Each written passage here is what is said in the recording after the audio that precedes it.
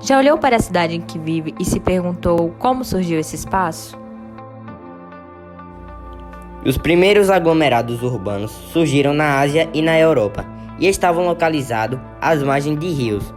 Atualmente, as cidades de Bíblios e Plovdiv e Argos são consideradas as mais antigas do mundo.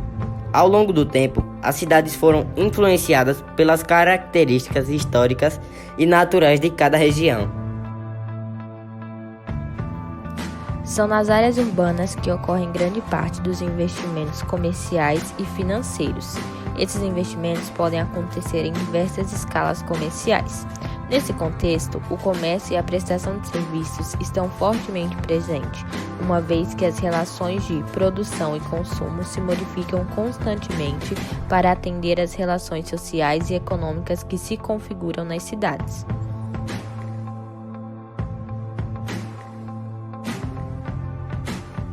O espaço urbano pode ser definido pela grande concentração de pessoas e como o local onde se desenvolve atividades relacionadas à indústria, ao comércio e à prestação de serviço. Excedente alimentar produzido no campo é destinado às cidades e que grande parte dos recursos naturais estão localizados no espaço rural.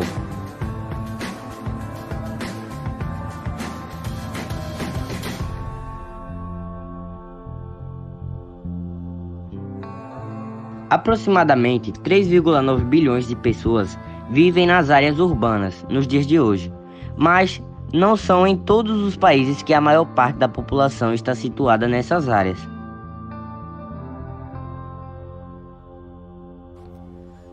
As megalópolis correspondem a conurbações entre duas metrópoles. Isso acontece pela intensificação do desenvolvimento urbano.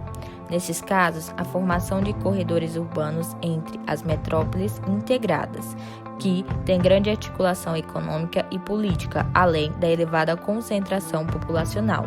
As áreas urbanas são espacialmente contínuas, sem a presença de áreas rurais ou espaços não urbanizados. De acordo com a Organização das Nações Unidas, as megacidades são aquelas que apresentam mais de 10 milhões de habitantes e onde há grande concentração de atividades econômicas.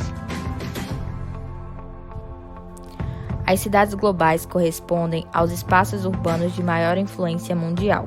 São centros de decisões capazes de direcionar a economia e a política em âmbito global. Além disso, as sedes de grandes corporações e de organizações internacionais estão situadas nessas cidades.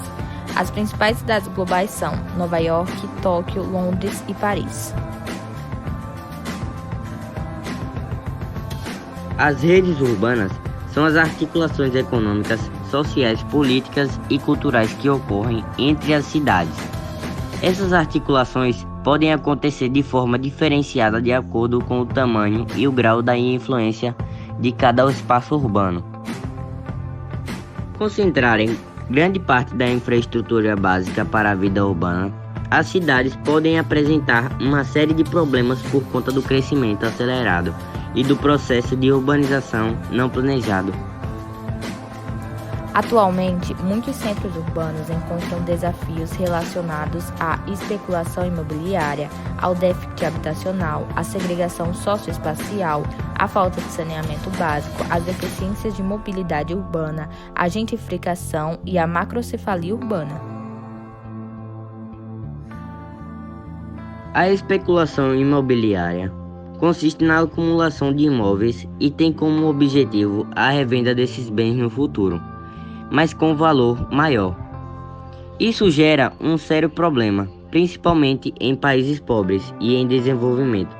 Haja vista que os imóveis especulados não têm uma função social, pois não é utilizado para fins habitacionais e produtivos. O deslocamento dentro dos centros urbanos é um grande desafio para as cidades contemporâneas. A mobilidade urbana muitas vezes é comprometida pela carência de transportes públicos e pelo excesso de transportes individuais, exclusivamente de veículos automotores. Geralmente, países pobres em desenvolvimento apresentam falta de infraestrutura necessária para a mobilidade urbana. Enquanto isso, países ricos encontram problemas ligados ao planejamento urbano e ao excesso de veículos.